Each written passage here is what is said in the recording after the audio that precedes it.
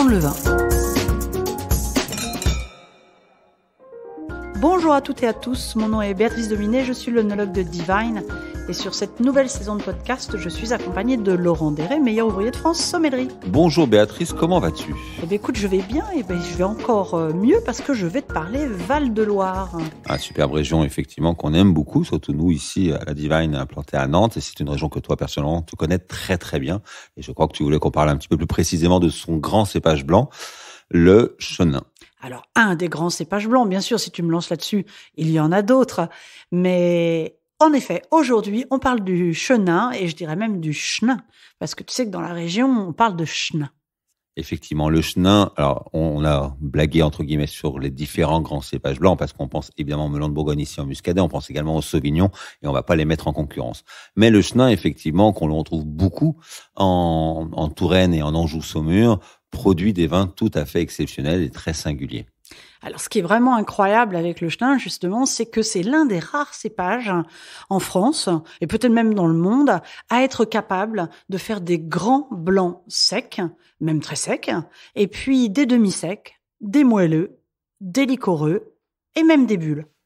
C'est un cépage qui a beaucoup de qualités, qui a cette capacité un petit peu acide, un équilibre acide un petit peu marqué, qui lui permet de faire à la fois des vins blancs secs qui sont vite très très secs, mais également des vins moelleux et liquoreux, parce qu'ils supportent aussi la pourriture noble, qui vont être complètement exceptionnels, parce qu'il ne faut jamais oublier que les vins sucrés, donc les vins moelleux et liquoreux, ont besoin d'une très belle acidité également pour être équilibrés. Et puis de très belles réussites sur les vins effervescents, les vignobles de Montlouis ou de Vouvray en Touraine le font de manière magnifique. C'est amusant que tu parles de Vouvray parce que c'est ce que j'allais dire, tu vois, pas toujours évident. On dit à des fois à des gens, on a un superbe Vouvray et ils s'attendent à un sec et en fait la moitié des autres s'attendent à un moelleux. Donc ce sont des appellations qui font toute cette diversité, mais qui nécessitent évidemment une petite explication pour être sûr qu'on est bien sur un certain type de vin qu'on attend. Si on veut acheter un sec, on est bien un sec, et si on veut acheter un moelleux, qu'on est bien un moelleux. Donc c'est vrai que le Chenin nous offre toute cette panoplie-là. C'est en même temps un cépage qui nous redonne beaucoup de la différence de son terroir. On dit souvent que c'est un vrai parchemin. C'est qu'à travers le Chenin, on arrive à lire un petit peu le terroir qui exprime vraiment la qualité de ses sols. Il aime beaucoup ces terrains de tuffeau, ces terrains très calcaires, ou dans lesquels à Vouvray en particulier, on a creusé les maisons troglodytes. C'est un terrain tout à fait favorable, un terroir favorable à la culture du Chenin sur ses bords de Loire, un petit peu humides, des climats plutôt continentaux à influence océanique, un petit peu frais. La gelée est un peu courante, maintenant qu'il y a un petit peu un réchauffement climatique où la végétation repart parfois un petit peu trop tôt, en février, mars, parfois, grâce à une période un petit peu trop chaude. Et hélas, en avril, parfois, le Chenin le paye un petit peu parce que c'est des régions fraîches qui sont un petit peu assujetties au gelé. Une des caractéristiques aussi de ce Chenin qu'on appelle aussi Pinot de la Loire. C'est assez amusant, Pinot, P-I-N-E-A-U, et non pas Pinot, P-I-N-O-T, comme on le connaît dans les Pinots noirs ou Pinot blancs. C'est un de ses autres noms, on va dire. C'est d'avoir de beaux amers, dans le sens où un vin blanc, bien sûr, on a toujours parlé de cet équilibre sucre-acide dont on a besoin, mais sur certains terroirs, et tu vois, je pense en particulier à Savenière, eh bien, on a des vins qui, dans leur jeunesse, peuvent paraître un petit peu austères et ont certains amers en finale. Ce qui est intéressant, c'est que ça leur donne des capacités de vieillissement exceptionnelles. On a vraiment des vins qui ont une ampleur, une grande puissance en bouche, quand on pense à la coulée de Serran en particulier, mais même sur la Roche-aux-Moines, on est sur vraiment des très très beaux terroirs et qui ont, avec ces amers, on va dire ce support à l'aromatique et qui est vraiment intéressant. Alors c'est vrai que c'est un cépage un petit peu austère. Parfois, il y a une bataille entre le Sauvignon et le Chenin.